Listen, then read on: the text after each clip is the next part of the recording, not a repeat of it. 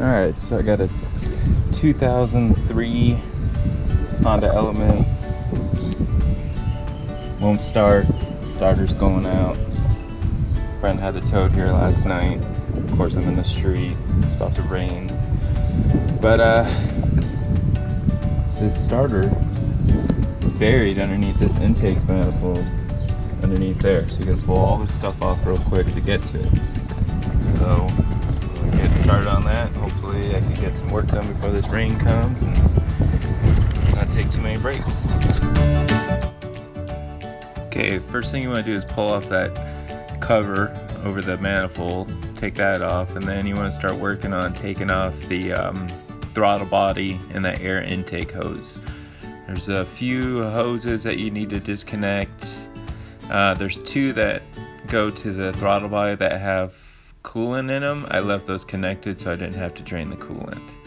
And then there's 4 bolts that hold on the throttle body, or 2 nuts and 2 bolts. Undo those.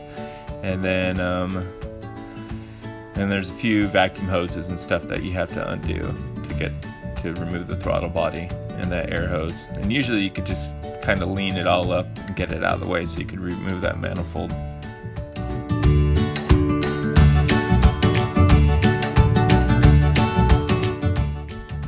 Oh, and I forgot to say, be sure and disconnect the battery first thing you do before you start trying to remove the starter. And also, before you do that, there's a code on the radio that you need to get before you disconnect the battery, otherwise it'll be locked out.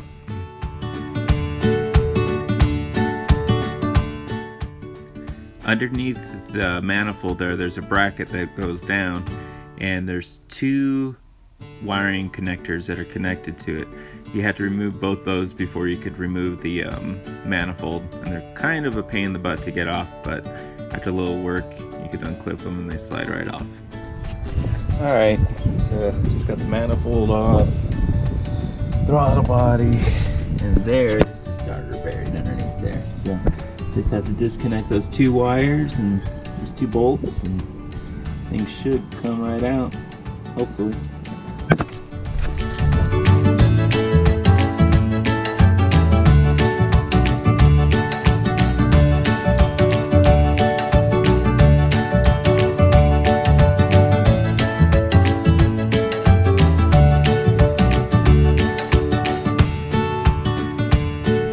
So the forward bolt that you can see easily there took me about 45 minutes to an hour to get out.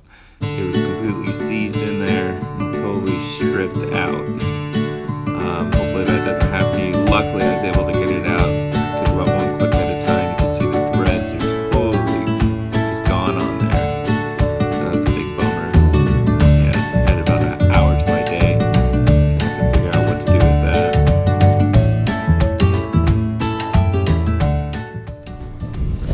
Alright, I got the new starter in.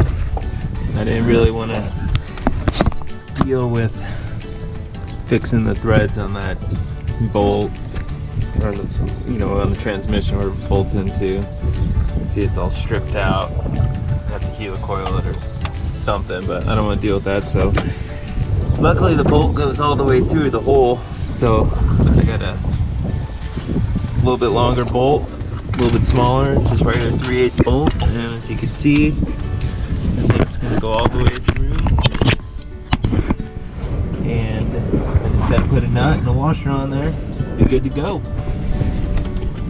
So guys, when you go to pull this off, this bracket goes to the manifold, this bottom bolt there. It's a bit hard to get to. That's the hardest part of this whole job, is changing or getting to that. And you got 5 bolts on the top that hold this thing in. So yeah, you just get into this is kind of a pain in the butt, but you can reach it. So one trick to this manifold, and pretty much every manifold you ever do, or anything that bolts up, is try and get every bolt started first before you tighten anything. Get them all started, make sure, because you have to shift it around. A lot of times people will crank a bolt, or a bolt down, then the rest of them won't line up. So yeah, my trick is just get them all started hand tight, and It'll save a lot of time and effort.